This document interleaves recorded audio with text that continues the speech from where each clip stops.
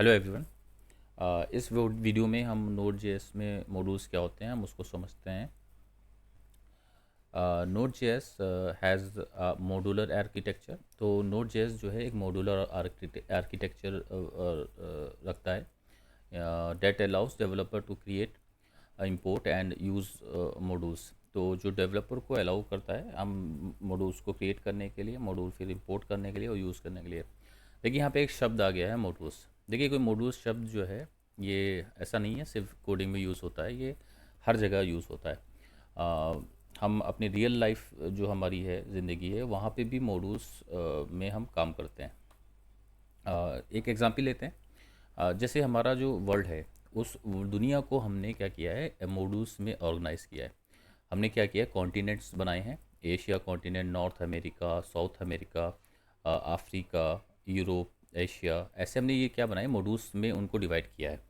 और फिर और भी सब मॉड्यूल्स उसके अंदर भी हमने किए हैं कि हमने कंट्रीज़ बनाई हैं। एशिया में इंडिया भी आता है, चाइना भी आता है, अफ़गानिस्तान आता है, पाकिस्तान आता है, श्रीलंका आता है, बर्मा आता है।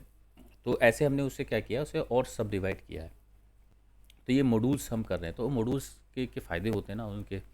और अब जैसे हमने अपनी इंडियन आर्मी है हमारी, तो इंडियन आर्मी भी ज़ाहिर बात है मॉड्यूल्स में डिवाइड है। इंडियन एयरफोर्स अलग है, इंडियन नेवी अलग है, इंडियन आर्मी अलग है। तो ये मॉड्यूल्स में डिवाइड करने के एक रिक्वायरमेंट होती है, उसके फ़ायदे होते हैं। ठीक है। और उसके कोडिंग में जो मॉड्यूल्स होते हैं वो क्या होते हैं, modules are reusable units of code, यानी कोड के यूनिट होती है। एक हम कुछ कोड का यूनिट बनाते हैं और उसको डेटा एनकैप्सुलेट फंक्शनलिटीज़, जो फंक्शनलिटी उसमें फंक्शनलिटीज़ को एनकैप्सुलेट रखता है। एनकैप्सुलेट शब्द यहाँ से मतलब है कि हाइडन रखता है and can be share across different parts of application. यानी एक कोड की एक यूनिट होती है जो रीयूजेबल होती है और वो एनकैप्सुलेट रखती है अपने अंदर फंक्शनलिटी को, यानी कुछ फंक्शनलिटी अपने अंदर हाइडन रखती है और उसको हम शेयर कर सकते हैं डिफरेंट पार्ट ऑफ एप्लीकेशन। अपने एप्लीकेशन जो यानी जो वेब एप्लीकेशन वाली हम सॉफ्टवेयर बना रहे हैं, वेबसाइट बना रहे हैं, उसके डिफरेंट पार्ट होते हैं। ठीक है। मान ली यूज़र का एक लॉगिन पार्ट हो गया या कुछ और पार्ट हो गया, उसमें आपस में शेयर भी हम कर सकते हैं उस कोड को। या और यूज़ इन मल्टीपल एप्लीकेशन, या हम मल्टीपल एप्लीकेशंस में भी उसको रीयूज़ कर सकते हैं। ये भी एक होता है और ये भी बहुत इंपॉर्टेंट एक डेवलपर के लिए यूज़ केस है।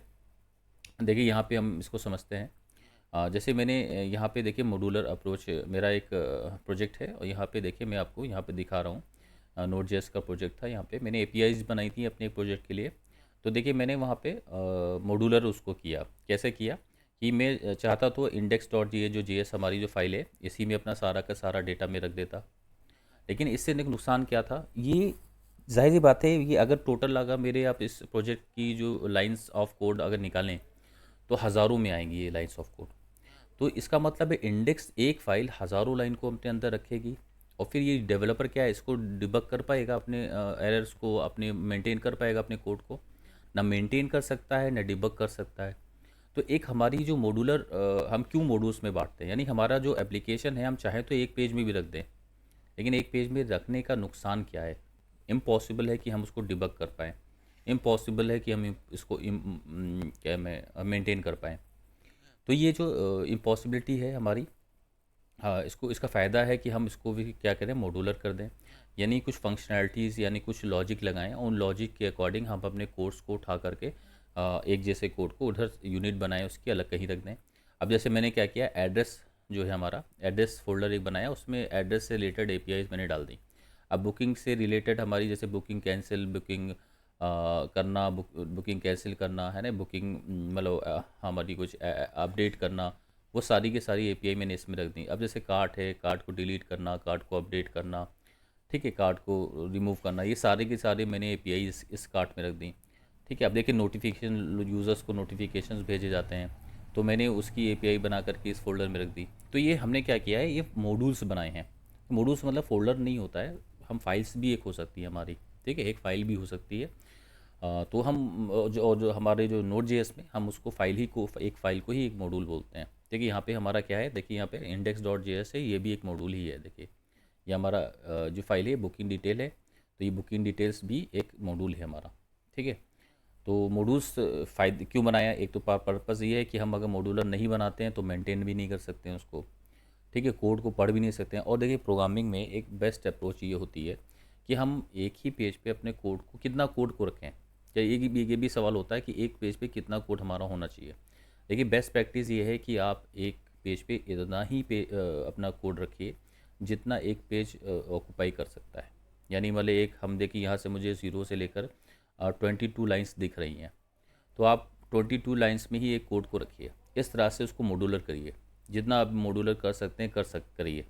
और जहाँ पे इम्पॉसिबल और मॉड्यूलर करना कुछ, तो आप मत करिए। मैं भी करता हूँ, ऐसी बहुत सी जगह हैं। अब जैसे ये जो है इसके नीचे भी जा रहा है कोड, देखिए 22 से नीचे भी जा रहा है, तो मैं इसको नहीं कर पाया कि मैं इसको भी मॉड्यूलर कर सकूँ, ठीक है। तो अब मैंने नहीं किया। लेकिन बाकी मैंने बहुत ज़्यादा मॉड्यूल्स देखिए, कितने ज़्यादा मॉड्यूल्स बनाते बनाते बनाते मैंने कितने ज़्यादा मॉड्यूलर उसको कर दिया है। तो ये रिक्वायरमेंट है हमारी, ठीक है। इसके बहुत सारे हमारे फ़ायदे हैं। अब देखिए modules helps to organize code into logical units. तो मॉड्यूल के फ़ायदे क्या हैं, लॉजिकल यूनिट में हम कोड को ऑर्गेनाइज कर सकते हैं। अब मैंने लॉजिक क्या लगाया है, एड्रेस वाली चीज़ों को अलग डाल दिया, नोटिफिकेशन वाली को अलग डाल दिया, कार्ट वाली चीज़ों को अलग डाल दिया, ठीक है। और फिर दूसरी फ़ायदा क्या है, इम्प्रूव कोड मेंटेबिलिटी। अब जाहिर बात है मैं मेंटेन भी कर सकता हूँ। मुझे पता है नोटिफिकेशन वाले जो मेरा काम है उसमें मुझे कुछ करना है, तो मैं सीधे उसी फ़ोल्डर को ओपन करूँ, वहाँ ढूँढूँ चीज़ों को, अपने मेंटेन करने लगूँ। मान लीजिए कुछ रिमूव करना है, मैं वहीं से जाकर रिमूव करूँ। अगर यही सारी चीज़ें एक ही फ़ाइल में होती, सोचिए ज़रा, मेरे पास 1 लाख लाइन का कोड है, तो मैं कहाँ ढूँढूँ जा कर के उसको, स्क्रॉल करूँ, सर्च करूँ, वहाँ तक पहुँचूँ मैं, बहुत ज़्यादा मुश्किल है ये। तो मेंटेनेबिलिटी इसके लिए फैसिलिटेट कोड रीयूज़, एक और फ़ायदा है कोड रीयूज़ का फ़ायदा है। अभी रीयूज़ बहुत इंपॉर्टेंट है हमारे लिए, हर डेवलपर के लिए बहुत इंपॉर्टेंट है।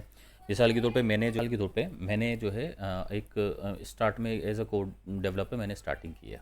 मैंने अपनी एक काम स्टार्ट किया, मैंने एक एप्लीकेशन बनाया, और यूज़र जब लॉगिन करते हैं तो उनकी ईमेल पे वेलकम मैसेज भेजे जाते हैं। तो मैंने एक एपीआई बनाई नोड.जेएस में, और उसमें वेलकम एपीआई मैंने इम्प्लीमेंट करी। मैंने देखा 2-3 दिन में मुझे बन पाई, मतलब स्टार्टिंग थी मेरी, 2-3 दिन लग गए उसमें। तो मैंने ऑलरेडी अचीव कर लिया उसको। तो जाहिर सी बात है, ये जो अचीव कर लिया है मैंने, अब इसको मैं क्या करूँ, कि उस कोड में रहने दूँ, या इसको मैं ऐसे जगह रख दूँ, अलग उठा करके अलग रख दूँ, ताकि मैं उसको रीयूज़ कर सकूँ। रीयूज़ कहाँ कहाँ कर सकते हैं फिर उसको। और मेरे पास तो मान लीजिए मेरी पूरी लाइफ में 200 एप्लीकेशन वाली लाइफ में बनाने पड़ेंगे मुझे। मतलब ये मुझे ऊपर वाले की तरफ से ऐसा है कि 200 एप्लीकेशन की अपॉर्चुनिटी मिलेंगी लाइफ में। तो मैंने एक बार वेलकम मैसेज यानी ईमेल भेजने का मैसेज मैंने एपीआई बना ली है। अब क्या मैं उसको जो है बार बार बनाता रहूँ, नहीं, बल्कि इसको जो आप अलग उठा के रख दीजिए, अलग मॉड्यूल में रख दीजिए, अलग फाइल में रख दीजिए, और वहाँ से फिर इसको रीयूज़ करिए, ठीक है। अब ये किस में देखिए यूज़ कर सकते हैं, डिफरेंट पार्ट ऑफ एप्लीकेशन, ठीक है। हम अपनी एप्लीकेशन के डिफरेंट पार्ट में यूज़ कर सकते हैं, या हम दूसरा एप्लीकेशन जब हमें मान लीजिए क्लाइंट हमारे ऑफिस में, हम कंपनी में मुझे दूसरा प्रोजेक्ट स्टार्ट करने का दे दिया, उसमें भी ज़ाहिर सी बात है ईमेल भेजना पड़ रहा है लॉगिन वालों को, तो मैंने वहाँ पे क्या किया, वहाँ पे वही कोड को रीयूज़ कर लिया। तो ये देखिए ये मॉड्यूलर के फ़ायदे होते हैं। तो there are 3 types of modules in Node js. देखिए नोड.जेएस में हमारे 3 मॉड्यूल्स हैं। कौन कौन से, एक कोर मॉड्यूल है। कोर मॉड्यूल उन्हें कहते हैं जो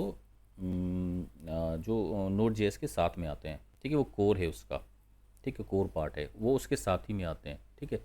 इसके जैसे एफएस मॉड्यूल होता है, फाइल सिस्टम हमारा, और एचटीटीपी मॉड्यूल होता है, ठीक है, और भी हमारे दूसरा मॉड्यूल हमारा क्या है, देखिए एक तो उसके साथ में आते हैं, दूसरा मॉड्यूल होता है थर्ड पार्टी मॉड्यूल, ठीक है। थर्ड पार्टी मॉड्यूल होता है जो डेवलपर्स जो बनाते हैं, ठीक है। दूसरा हमारा क्या है, थर्ड पार्टी मॉड्यूल है जो डेवलपर्स बनाते हैं। मिसाल के तौर पे मैंने ईमेल बनाया, आपको अभी समझाया था कि ईमेल बनाया मैंने, वेलकम मैसेज बनाया। अब ये वेलकम मैसेज की ज़रूरत तो बहुत से डेवलपर्स को होगी, तो ये क्या इस कोड को दूसरों को शेयर नहीं करना चाहिए, बिल्कुल करना चाहिए। तो मैं उसको क्या करूँ, उसको दूसरों को शेयर कर दूँ। तो वो क्या है, नोड.जेएस में इसका एक तरीका है कि हम npm यानी नोड पैकेज मैनेजर में जाएं, वहाँ पे वेबसाइट पे अपना एक वहाँ पे मॉड्यूल बनाने का तरीका है, उसको बनाएं, उसको वहाँ अपलोड कर दें। वहाँ से लोग फिर उसको क्या करेंगे, एक्सेस कर लेंगे। यानी आप मेरे जैसे बहुत से डेवलपर, हम क्योंकि हम भी बहुत से डेवलपर्स की मॉड्यूल्स को रीयूज़ करेंगे अपने प्रोजेक्ट्स में, ठीक है, बहुत सारे हैं। तो हम उसको यूज़ करेंगे। और ठीक है, तो लोकल मॉड्यूल्स होते हैं जो हम लोग अपने एप्लीकेशन में को मॉड्यूलर करते हैं, वो उसको लोकल मॉड्यूल बोलते हैं। तो ये हमारे 3 टाइप्स के मॉड्यूल होते हैं। चलिए इसको हम अपना प्रोजेक्ट बना कर के तीनों को यूज़ करते हैं।